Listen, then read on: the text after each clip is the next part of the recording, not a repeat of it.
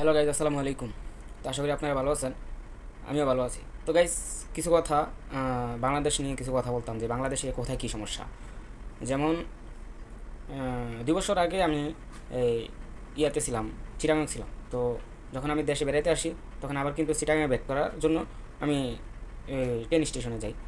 তখন আমি 2টার দিকে ট্রেন, তো 12টার দিকে টিকিট বিতরণ হয়ে যায়।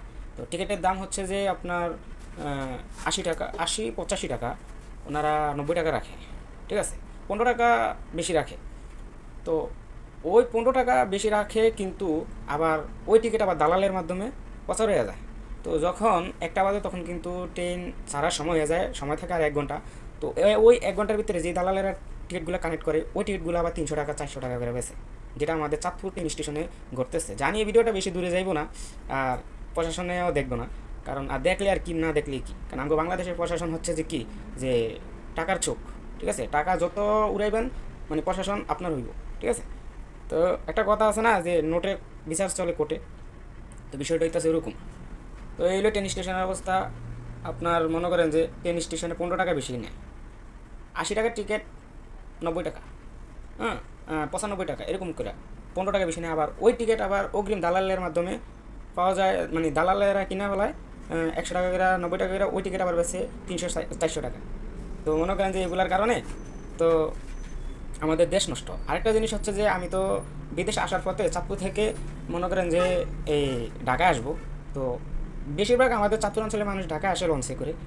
তো ওই লঞ্চ করে আসার সময় যখন সদরঘাটে আইসা ভিজছি, তখন মনে করেন যে এই লঞ্চের যারা আছে, যারা লঞ্চের কর্তৃপক্ষ যারা আছে, তারা কী করে জানেন, কুলি আছে না, কুলি করে মনে করেন যে দেখা দেয় যে এই বিদেশ যাবে, এই বিদেশ যাবে, এরে দৌড়।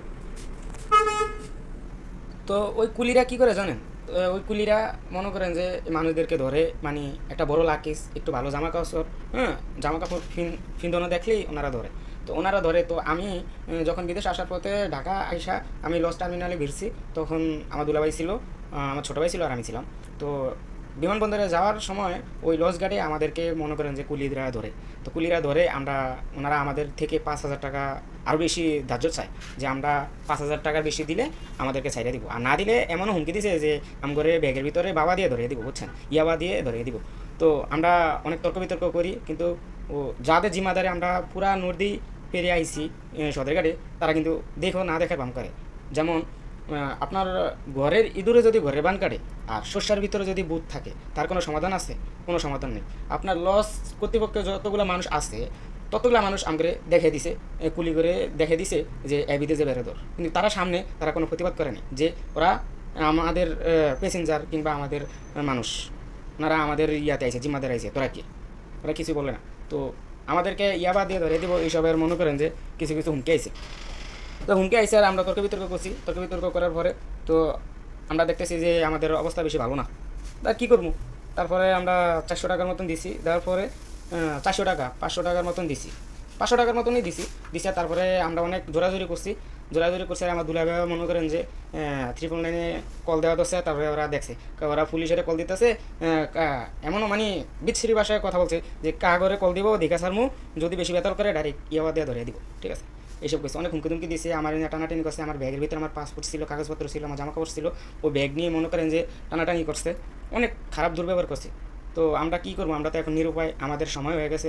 তো আমরা অনেক জোরাজোরি করে হাত জোর করে তারপরে ওনাদেরকে কোনোরকম টাকা দিয়ে, হ্যাঁ, তো আমরা আমাদের মতন চলে গেছি। তো আমরা মনে করেন যে বাংলাদেশ কীভাবে সচেতন হইব, বাংলাদেশ সচেতন কীভাবে হবে, কারণ বাংলাদেশের মানুষ ঠিক নাই, লস গার্ডে চাঁদাবাজি টেন্ডারবাজি, মানুষদেরকে ঠেক দেয়, ও ইয়াতে এই আপনার রেল স্টেশনে 2 নম্বরই কাজ চলে, বিমানবন্দরে মনে করেন যে একটা পণ্যের দাম অনেক বেশি। তো মানুষ কীভাবে খাবে আর মানুষ কীভাবে চলবে, এই হলো অবস্থা, মানুষ সচেতন নাই। আর তাছাড়া আপনার মনে করেন যে বাংলাদেশ কখনো মনে করেন যে সামনে যাইব না, বাংলাদেশ ক্লিয়ার সামনে যাবে না। বাংলাদেশে প্রতিনিয়ত দুর্ঘটনা ঘটতেছে, মানুষ ডাস্টবিনে একটা কিছু না ফেলিয়া মানুষ পালায় কোন জায়গায়, পথে ঘাটে বিভিন্ন জায়গায়, হ্যাঁ, ময়লা কাঁচরা ফালিয়া মনে করেন যে দেশটারে নোংরা করতেছে। ওরা তো নিজেরা নোংরা, জন্মগতভাবে নোংরা, কিন্তু সব মানুষদেরকে বলতেছি না, ওরা নিজেরা জন্মগতভাবে নোংরা, কিন্তু দেশটারও নোংরা করতেছে।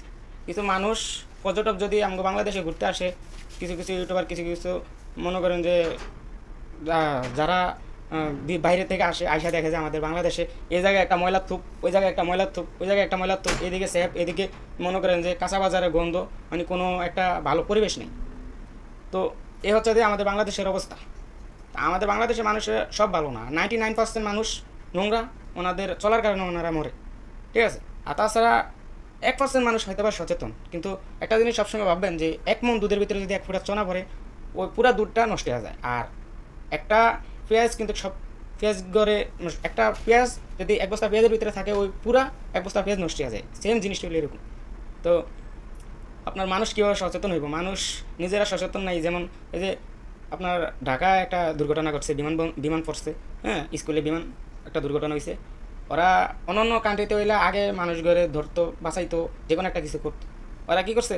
ওরা মনে করেন যে 1000 মানুষ হয়তো বা মোবাইল ধরছে ভিডিও করার জন্য, ভিউ কামানোর জন্য, আর 500 মানুষ কিংবা 300 মানুষ আপনার উদ্ধার করতেছে।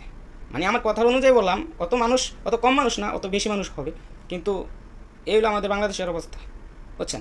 একজনে আরেকজনের গলার উপরে ফাড়া দেওয়া, ছুরি দেওয়া পচাইতেছে, আর পাশে থেকে বিভিন্ন মানুষ ছবি তুলতেছে, হাতে তালি দিতেছে। এগুলো দিয়ে আমাদের সমাজ যেমন নষ্ট, মানুষ এমন নষ্ট, বাংলাদেশ আস্তে আস্তে হইতেছেও নষ্ট। বাংলাদেশ অর্থনীতি দেওয়া বেশি দিন নাই, বাংলাদেশ মনে করেন অর্থনীতি দেওয়া কমবো, আরও কমবো, কারণ আমাদের বাংলাদেশের অবস্থা হলো এরকম, ঠিক আছে। পুরানা বিমান দিয়ে মনে করেন যে প্রশিক্ষণ দেয়া, না আধুনিক কোনো কিছু নেই। আগে যারা আসিল তারা তো মনে করেন যে দেশটারে খায়া গেছে, এখন যারা আছে সেটা খাওয়ানোর লেগে বয়ে রয়েছে। মানুষ উন্নত হইব কেমনি? মানুষ উন্নত হওয়ার কোনো সময় নেই, ঠিক আছে। তো মনটা বেশি ভালো নাই, কারণ বাংলাদেশে বিভিন্ন একদিনের পর আরেকদিনের পর আরেকদিন, মানে প্রতিনিয়ত মনে করেন যে একটাতে একটা সংবাদ আইতে আসছে, মোবাইলে দেখতেছি দুর্ঘটনা ঘটতেছে, ওইদিকে দর্শন হয়েছে, ওইদিকে মনে করেন যে চাঁদার দেয় না দেখা পাথর দিয়া কীভাবে মানুষগুলো আরে মারলো, একটা মানুষের পাথর দিয়া মারতে মারতে মারতে মারতে করে থেতা বানিয়ে গেছে। তো এই অবস্থা দেশ। আর আমাদের বাংলাদেশ এমন একটা বাংলাদেশ যে জাতীয় ফল খাইতে হইলে যেমন তেল মারণ লাগে হাতে, এমন মানুষের দ্বারা ভালো থাকতে হলে মানুষের দ্বারা তেল মারণ লাগে, এই অবস্থা।